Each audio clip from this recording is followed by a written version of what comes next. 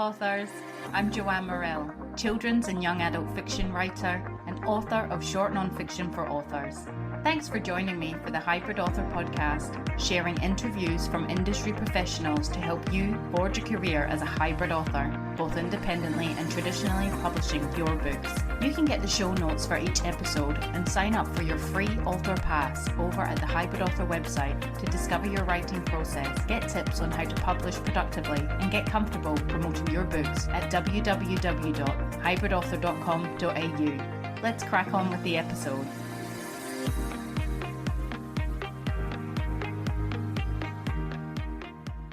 Hello, authors!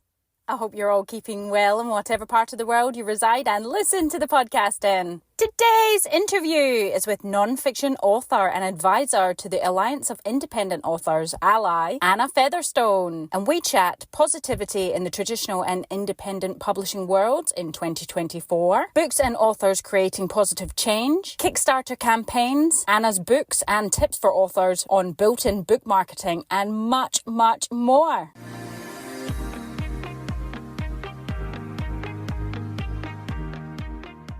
So in my author adventure this week, it's school holidays. And for many parents out there, that means not a whole lot gets done.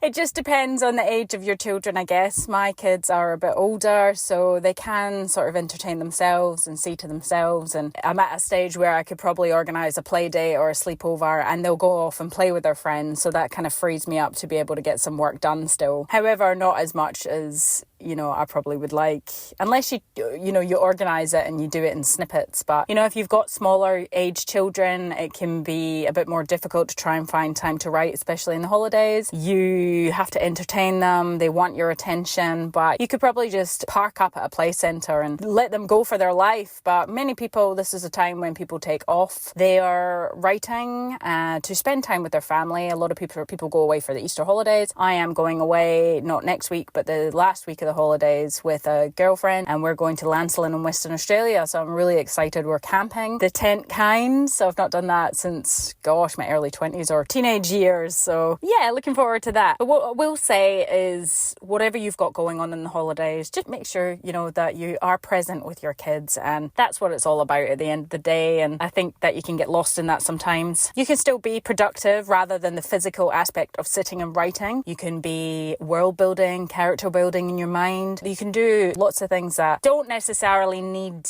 you to be sat still stagnant for a length of period of time. So I hope everyone enjoys a nice Easter when it comes. For me, this is a little bittersweet. It's the first weekend, the first holidays that I'll have spent without my children. If anyone listened to the podcast, at the end of last year, I separated from my husband in July of last year. So that's been nearly 10 months now of separation. And so, yeah, there's still some firsts that come around where this is the first holiday that I won't be spending with my kids. So I kind of did like a little Easter egg treasure hunt thing before they left today to go and be with him for the weekend. Lots of change, but it also is an opportunity that I can recognise for me to be able to crack on with work that, as I said, talking about the school holidays, I'm not going to be able to give full days to the writing and the book business while they're around. So while they're not, then I shall crack on with all the work that I've got to do, and there's a plenty. So I had my first business mentoring session at the start of the week, and it was just worth its weight in gold. It really, coaching, mentoring, all these types of services are fantastic with whatever you need help with, whether it's publishing, marketing, writing, business coaching, anything like that. It is so good, I find anyway, beneficial to work with another. Keeps you accountable. The experience and expertise that they provide, whenever I've done this sort of stuff, it's always been really beneficial. And already Sonia, the lady's name is, shout out Sonia, she has already set me tasks that I can blatantly see I need in my business. I'm a one-woman band. I struggle to do a lot of things myself, and so I'm in the process of probably looking at hiring a virtual assistant to help me, free me up with to get on with the creative side of stuff, and which will accelerate the business further. She's also told me about programs that I can implement for my finances, like all things like that, which are really beneficial. And I have a good understanding of how to work all these systems as well from past jobs and experience and stuff. So keep you posted there. I have already cracked on with all these works and things. In YA fiction book news, I am in book research, obviously still plotting, but so the character in one of the main characters in my book, the protagonist, she is coming to a town for the summer for an internship, and she's a botanist student, so it's going to be set in, she's staying at and learning from a lavender farm, and I'm very fortunate that I have got a lavender farm close by. It's not so close by, it's about 40 minutes north suburbs of Perth. It was so interesting, and I would like to give a shout out to Gary and Carly, his wife, who are the owners of the farm up there, and they've been there for 19 years, and Gary kindly sat down with me this week and let me pick his brains about lavender farming, and I got to see the farm, and it was shut, but it was so interesting just to hear all about their stories and learn about lavenders, there's so much you can do with lavenders. His wife is very creative. They have a restaurant there and a bar as well as the lavenders, and they have a kids playground, so they incorporate obviously lavender oils, but they have sprays, and with their restaurant they experiment with cooking, so they've got pizzas and pies, and they've got all sorts of stuff. And ice cream, lavender ice cream and cookies, and it's a licensed premises. They're starting to utilize into booze. They're beekeepers. They have all their own bees, lavender honey. It just blew my mind. So if you live in Western Australia, or you're going to come and visit here, or you live in Perth, northern suburbs, 272 Old Yanchep Road, Carabooda is the Yanchep Lavender Farm, and it's open most days. I think they're shut on a Wednesday, but please go up and check it out. It is a fantastic little day out, and you can take your kids. It's a great relaxed little place, and so thank you to them for providing me with such good insights into not only lavender farming but botany as well, which I know nothing about, but I'm getting an education, so I just really loving that process. If you listen to the podcast regularly, you'll have heard that I'm going to Rottnest Island for a writers retreat in June with the Society of Children's Book Writers and Illustrators, and there we have guest publishers that come over this year. We have a lady from Fremantle Press and also interstate guest Samantha Forge, and she's from publishing house Allen and Unwin, and I've managed to score a one-on-one critique session with her, and this is where I'm going to pitch this young adult novel. So wish me luck. It's still a couple months away. You're going to hear a lot more about it. Fingers crossed.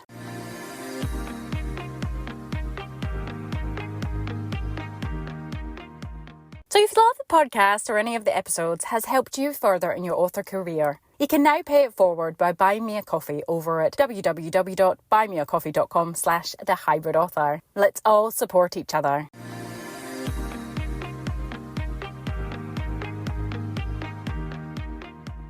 Anna Featherstone is an author whisperer, empowering writers at various stages of their writing, publishing, and book marketing journey. She is the Nonfiction advisor to the Alliance of Independent Authors, ALLI, and founder of Bold Authors, a collaborative course hub where authors share knowledge and news. The author of 5 books, her title, Look, It's Your Book, Write, Publish, and Promote Your Nonfiction Book, is on the Australian Society of Authors recommended reading list. Anna's also a judge of the Australian Business Book Awards, and is into bees, beings, and the big issues of our time. Welcome to the Hybrid Author Podcast, Anna. Oh, thank you, Joanne. It's great to be here.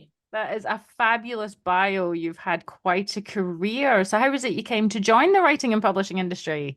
Oh, I suppose like a lot of us writers out there, loved books as a kid, loved, finding all the little spots in the library. And then I think, I just dabbled, but I was about 21 and I was living on this remote coral cay off on the Great Barrier Reef where I was doing some work. And at night, there was nothing to do. There was like no TV, no internet connection. And so I signed up for a correspondence course, like on writing. And, back then, because, there was only telexes and email was not quite a thing. So this course came in a parcel once a month, and I'd do the assignment and send it back. And then the final assignment for the course was that you had to actually write a book proposal. So I went through, wow, do I do like a romance book proposal set on an island? Or do I do nonfiction, which at the time I was like, how do you get a job in resorts worldwide? So I pitched that as the assignment. And then like a month later, the helicopter bought the mail, and I literally got a book deal from an educational publisher. Oh my gosh, that is incredible. I love that. I know, like, it's just crazy, like it literally like dropped in my lap. But, if I tried to pitch that book now, no one wants to work in hotels, or, it's just not the glam thing these days. But, and I suppose that's the thing about a book. It's like right time, right place, right pitch, and you can be on or off by a week or a month or 5 years. But yeah, so that's how I got my first book deal. So that's where I learned a bit about trad publishing, and the book did great because it was in the education market. It was in all the colleges, the schools, Nice. but I didn't really have much to do with the marketing of it at all. And then I thought, oh, yeah, great. Then I did a bit of screenwriting, won like a mentorship. Then not much happened until 9/11, when I suddenly was like, holy moly, that kind of, I went down a deep dive of, well, what caused this? I just had blinkers on until then. And I had a young family. So we literally moved to the country to try and improve our resilience, what we knew about the earth, tried to live a little lighter on the land. And out of that, I came up with a book, Honeycomb Kids, Big Picture Parenting for a Changing World and to Change the World. So it was literally all about how do you prepare for the big issues of our time. So this was like maybe 14 years ago, I started writing it. And it was all about how to prepare for things like pandemics, global warming. The end of the world. Yeah, exactly. But it was about social issues too, about, mass migration, about, all these things. So it was really about, how do you, help your community and your family to make the world a better place. So I pitched that around, and I got like an agent in Sydney, in New York. I had some great climate scientists give me testimonials for it. But no one picked it up. They were like, this is too way out. No one's interested. Whereas if I'd pitched it a year before the actual pandemic, maybe someone might have gone, oh, maybe there is something here. Anyway, blah, blah, blah. But out of it, I decided to self-publish. That's where I learned how to self-publish. And then it did get picked up by a distributor in the US, and then it sold foreign rights and translation deals into Korea and Turkey, of all places. Wow. And it sold really well. And yeah, anyway, I just thought that was the end. I would never care enough about something else to write about. But then I ended up writing 2 more nonfiction books a few years later about small farming, how to make a life and living on the land, and then a memoir about that too, with organic farms. But I suppose basically listeners don't want to hear all that journey. What they want to hear is that I made a lot of mistakes, which I did. And then I realized I could have done a much better job and promoted these books better and been more confident. And yeah, anyway, so it went a bit longer. And then I was also a freelance journalist. So I was writing for different places. And there's a freelance journalist site in Sydney called Rachel's List. And she asked me to do a mini masterclass on self-publishing.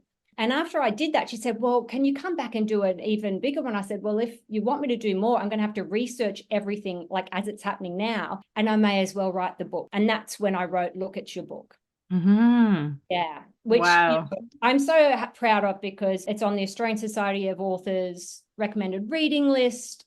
And I'm just hearing from authors every day who are using it like as their little guide to get them through. And that's how I met Orna at the Alliance of Independent Authors. And I suppose that's the thing. Each book sets you up for something else. Yeah, but you just got to keep going, I suppose. Yeah, that's it. Wow, your story's incredible. I absolutely love it. I feel like I've heard of Rachel's List as well when I was doing the freelance writing after I come out of uni. I feel like I remember consulting that. It's a really good site, actually. Yeah.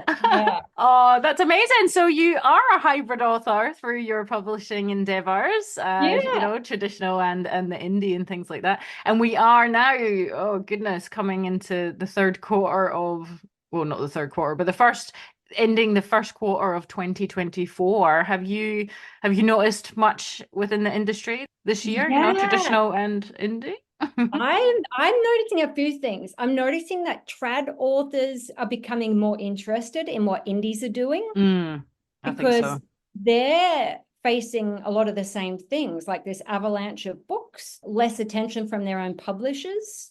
So I'm noticing that. I'm noticing that the indie world is, ever more upping its game in quality, in innovation, in all sorts of things. And you look at, like, we talked off air about Steph Holmes out of New Zealand, like what an amazing beacon she is for, how you can approach things, what you can do. I'm also noticing that in the nonfiction space, especially, that the indie authors are getting much more media attention. And last year, Sarah Martin is an author who I met because she read Look at Your Book and we talked a lot. She wrote a story or a memoir called Dear Psychosis, about her family supporting their daughter through, a terrible period. She ended up on one of the top rating shows in Australia called The Project. Oh, yeah. Yeah. And then this year, that's been followed up by Holly Dean Johns. She has a memoir out about 7 years in a Thai prison and called Holly's Hell. And that has, that's on BBC World News. It's been on ABC. Like,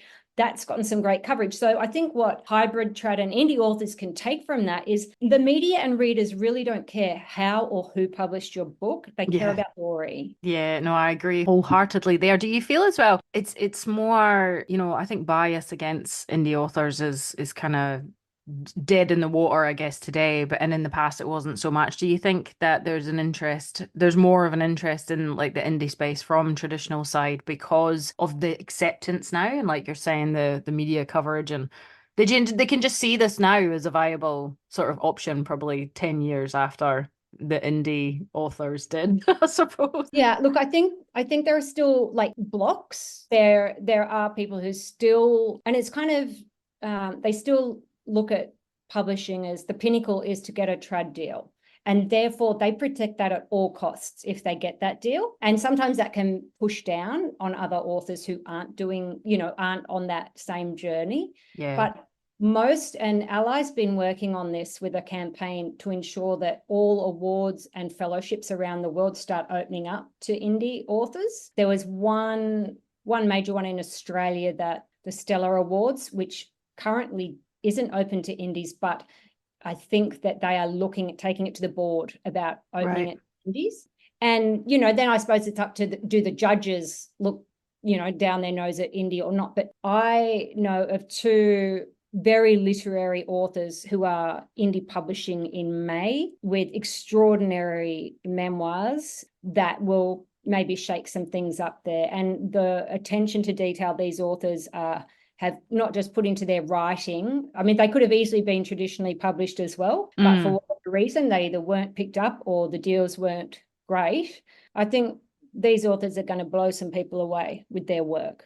Oh, wow, that's amazing. It is something I've noticed myself actually I'm not sure about awards, but there was an event that was through that was the Children's Book Council of Australia. Okay. Like they have an event each year here in Perth that's called A Night with Our Stars, and it's a chance for like the children, because I write children's fiction as well, and look for a traditional deal there. And I've been a member of Squibby for about 7 years, and it's these two communities that sort of come together. And I noticed this year there's not many. I think there was only one indie published author who was there pitching, but the fact that there was one, and they did have some self-published books on the list, so they are starting to sort of integrate and emerge, which is good to see. It's definitely been a slow process. And also Squibby as an organization, because I'm the newsletter editor for them, their events that they've put together this year, they asked their members what they wanted to hear about, and self-publishing was one of the things that people were interested in. So they've kind of catered for everybody across the board and included that in the learnings and the events that they're putting on this year, which is really good to see. So that's great. And I've noticed, like this year, Byron Writers Festival as well, they're making sure there's room on the program for at least one local self-published author. Great. And I think that kind of such an amazing festival doing shows, other festivals. Do you know what, guys? There's a whole other world as well. And such a positive I'm seeing this year too is traditional and indie authors supporting each other. And I love that cross-pollination and that cross-friendship, because as you say, and we're all probably at some stage in our journey going to go a little bit hybrid. Yeah, well, honestly, the term hybrid, it blows me away. I've been doing this podcast for 3 years, and each person I seem to find that the term is just coining off into so many different directions. Like I spoke to Yeah. a guy, and he's written a hybrid memoir. How it was about his parents, like growing up in New York, but he's kind of written it in like some parts of it in a fictional narrative that he's made up some parts that he believes the conversation Yeah. would go. But then he's also Right. plastered in like real collages of memoir from his father. Like it's just Yeah. insane. I just love it. So that's great. Wow. No, That's sorry, so you go. interesting. And like that kind of thing too. I've been meeting authors who, they've started their books as fiction, but then have gone to fiction, to nonfiction, like because everyone's dealing with different themes and ideas. And sometimes it works well in fiction or nonfiction. And likewise, sometimes a book works great when it's published trad, and sometimes it works great if it's indie.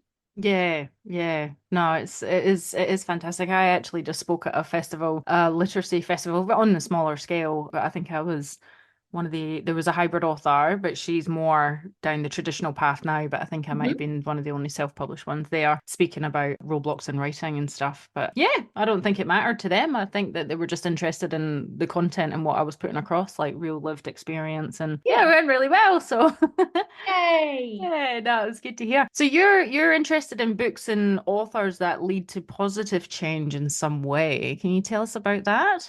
Oh, absolutely. Like books changed my world, a mix of fiction and nonfiction. Last year, actually, it was amazing at Byron Writers. There was a lady, I was running a marketing for authors workshop, and one of the volunteers just happened to mention, oh, I wrote a book about 30 years ago. And I'm like, oh, what? And she goes, and she's self-published. I said, what did you write? And she goes, oh, I'm Jude Fanton. I wrote the Seed Savers Handbook. And I literally burst into tears because that book, when I was, doing organic farming, meant so much to me because it was all about, how do you save, open pollinated seeds for the future? And how do you get a harvest each year? And it's such a sharing thing. And I'm like, that, she self-published that book 30 years ago. And Wow.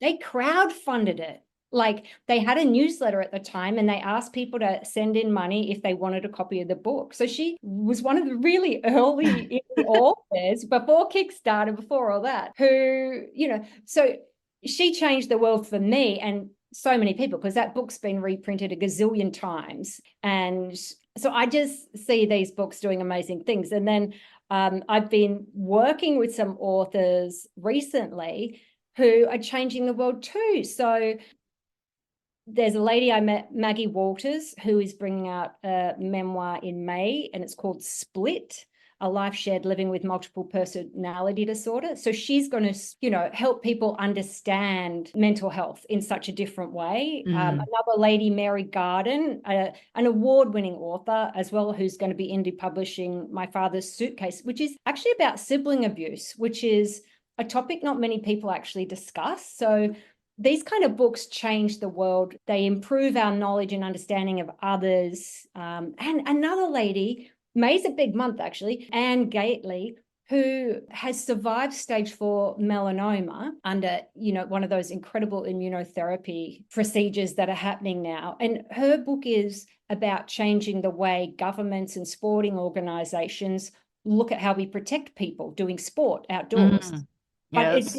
it's an incredible story as well about facing death and courage and all these things. So yeah, I'm just a huge fan of books that lead to positive change. Another guy like Damien Linane, he's got a memoir out called Raw, and he was in the prison system. And he, besides his book, his memoir about what happened to him and how he ended up firebombing a house and ended up in jail, but he now runs like a prison magazine for people who are incarcerated. And, he's helping that whole side of community to become better too. That's amazing. I love that. I love that story. Yeah. Yeah. And in the fiction side, I just went to an author talk for Donna Cameron's The Rewilding, which is, kind of in that newish genre of hope punk and solar punk, which is, it's kind of like either sci-fi or modern day, but with a positive, so it's set with all the problems that we have, but shows a less dystopian way out. Mm. So Yeah, so changing attitudes through books as well. Because you kind of like, I'm like looking at all these billionaires, you know, who are just blowing things into space rather than fixing what we have here on the planet. Maybe if they'd read good books, not sci-fi back in the day, you know, the world be a kinder place. Yeah, yeah, no, absolutely. And they all sound incredible. So agree with you 100% on those types of books. And I can hear how excited you are talking about them as well. But let's talk about your books. You've got Oh, a new one you're working on, built-in book marketing, which sounds super interesting to obviously myself and authors in the community. Can you tell us a little bit about the book and what do you mean by built-in book marketing? yeah. So I suppose like, you know, in all the groups you see people saying, oh, I've just got my print run done. Any tips for marketing? I just feel so worried for authors. Like it's so hard to get visibility that if everyone's leaving it to the last minute and putting it in I'll do that when I've got books in my hands, I'll start marketing it. It's just too late to get to get your book properly out there. So I'm like, what I've done with my books is I've kind of built marketing opportunities into the actual manuscript as I go. And that might mean for fiction or for nonfiction, you know, who do you get to write your foreword? Who do you use for your interviewees? Who are your experts? And for fiction authors, it might be, you know, where you set your book. So there's Blarney Books and Art in Victoria. It's a little bookstore down there. And for months in succession, their bestseller in the top 10 has been the Port Fairy Murder series because the books are set in Port Fairy. So tourists come in, they're like, oh, wow, you know, Right, yeah. is set here, I'm going to buy it. Now, Robert Gott could have set that book in an imaginary place or set it there, but used a different name, but he didn't. And so that becomes a marketing tool for him because it's got an instant base of tourists who go, wow, that looks interesting. I'll get that. There's an indie author, Lee Lehner, who I met up at Byron Writers as well. She writes the Anethea series, and it's a fantasy, like romance, fantasy, and all sorts of other interesting genres she's blended.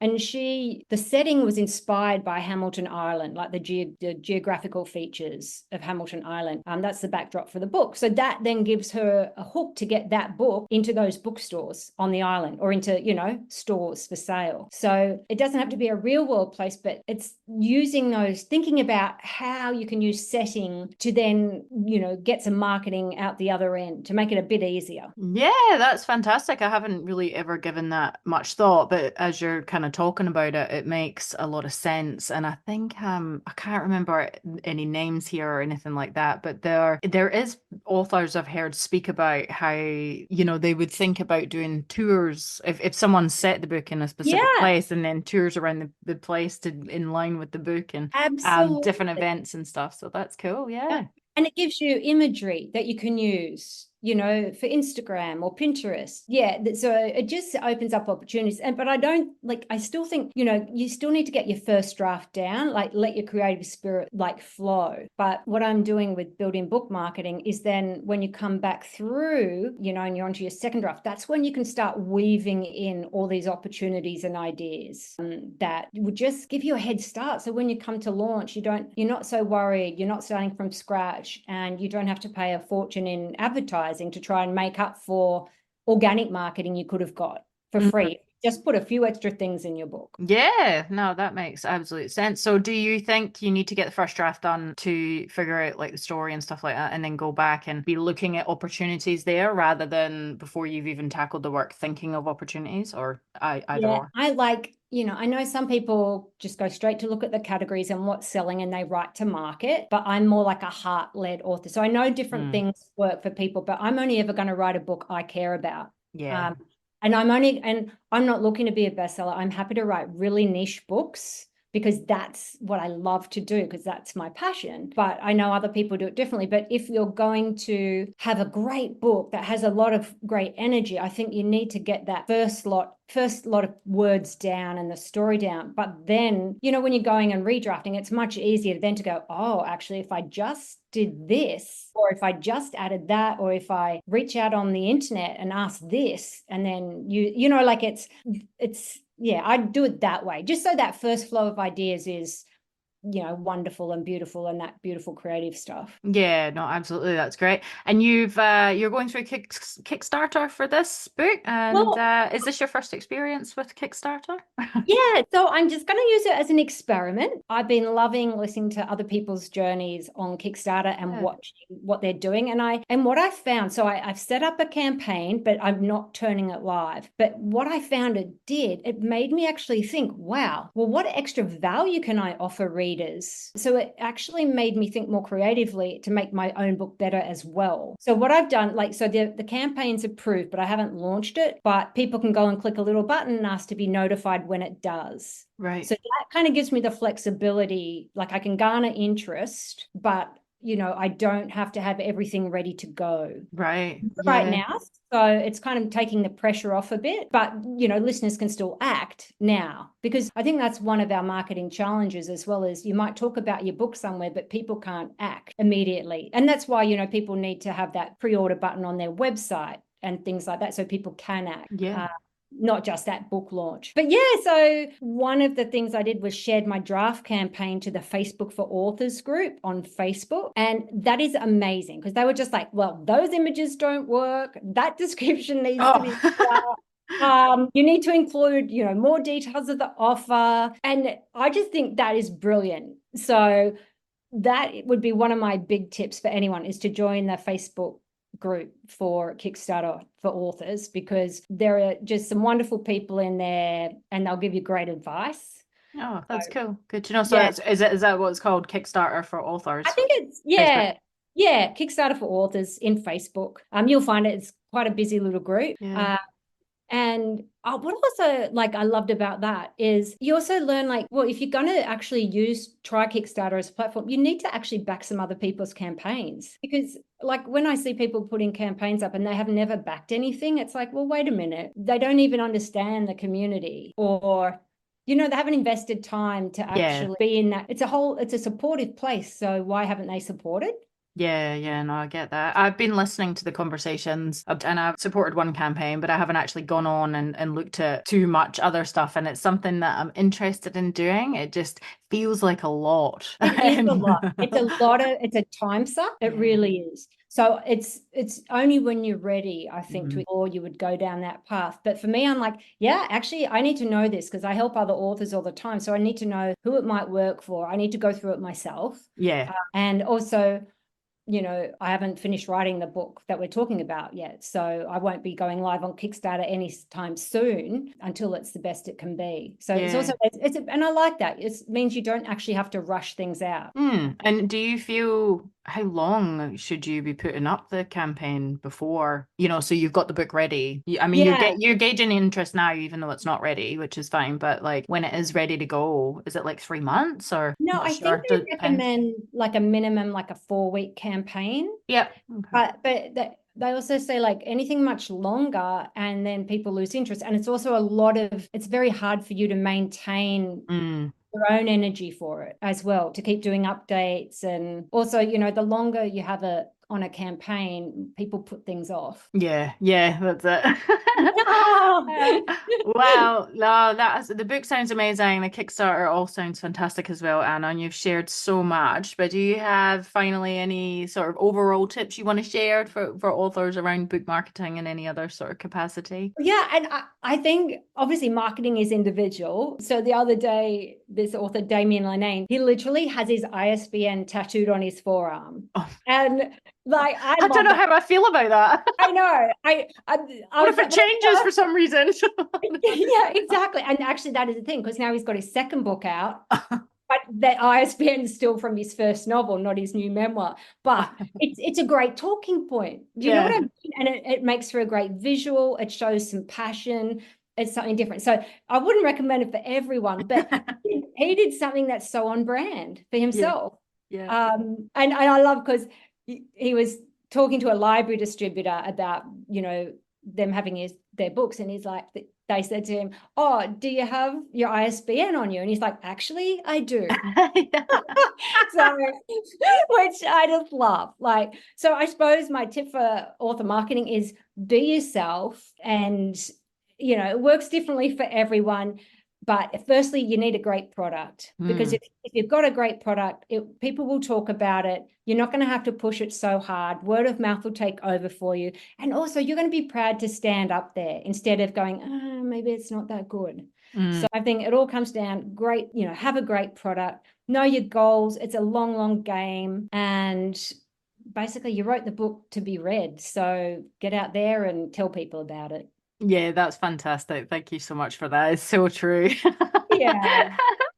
But Anna, thank you so much for coming on. You've really, really shared so much inspiration and insight, and we look forward to backing your Kickstarter campaign and reading everything you've got. So can you share with our listeners where they can discover you and everything you do? Yeah, sure. So you can find me at annafeatherstone.com. Also, you can find me and some other authors at boldauthors.com. And that's where different authors put up courses on their particular subject. So whether it's how to apply for grants or how to get into libraries, whatever their specialty is, authors put up courses there. And any authors are welcome to do that too. And yeah, find me there. And on Kickstarter, you could search for Anna Featherstone. Obviously, the campaign's not live yet, but you can click that little button to find out when it is. Oh, amazing, Anna. Well, thanks again. Thanks, Joanne. Have a fab day.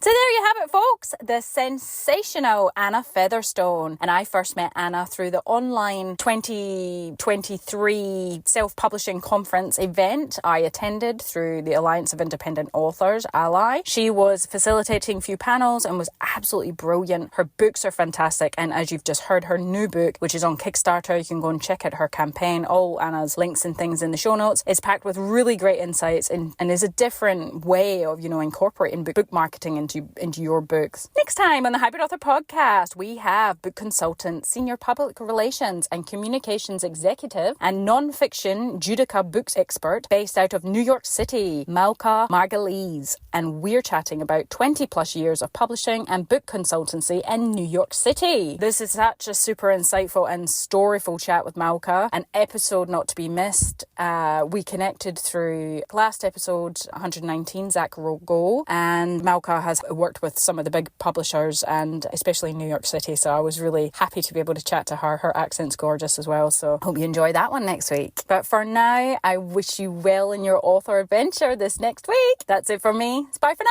That's the end for now, authors. I hope you're further forward in your author adventure after listening, and I hope you'll listen next time. Remember to head on over to the Hybrid Author website at www.hybridauthor.com.au to get your free author pass. It's bye for now.